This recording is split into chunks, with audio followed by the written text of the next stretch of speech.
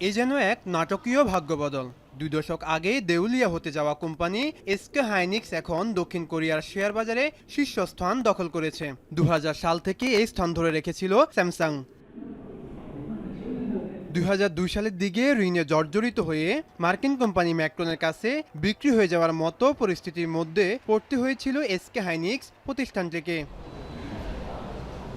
2003 সালে প্রতিষ্ঠানটির শেয়ারের দাম এত কমে গিয়েছিল যে কোরিয়ান ভাষায় একে দংজুয়েং জু বা সস্তা পেনি স্টক হিসাবে ডাকা হতো। এরপর 1 দশক ধরে প্রতিষ্ঠানটি পাওনাদারদের নিয়ন্ত্রণে থাকে। সেই অচল অবস্থা থেকে ফিনিক্স পাখির মতো নবরূপে ফিরেছে প্রতিষ্ঠানটি।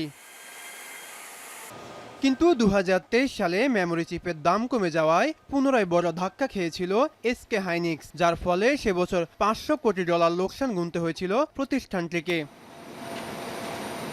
তবে সেই ধাক্কা সামলে 1 বছর পরে আবারও ঘুরে দাঁড়িয়েছে প্রতিষ্ঠানটি। এআই এর উত্থান পুরোদমে শুরু হলে মাইক্রোসফট, গুগল ও মেটার মতো মার্কিন প্রতিষ্ঠানগুলো এখাতে বিপুল পরিমাণ বিনিয়োগ করে।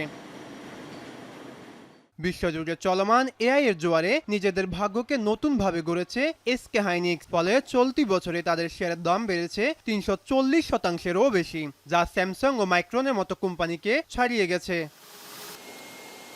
5.6% বেড়ে বর্তমানে এসকে হাইনিক্সের বাজার মূল্য $1.35 ট্রিলিয়ন। অন্যদিকে 0.14% কমে স্যামসাং এর বাজার মূল্য $1.34 ট্রিলিয়ন। এসকে হাইনিক্স এখন মেমোরি চিপ তৈরিতেই বেশি মনোযোগ দিয়েছে, যেখানে স্যামসাং মেমোরির পাশাপাশি লজিক চিপ, স্মার্টফোন ও টিভির মতো কনজিউমার ইলেকট্রনিক্স পণ্যও তৈরি করছে।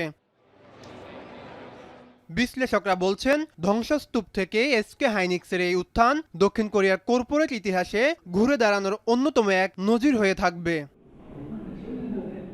এখন বিশ্ব।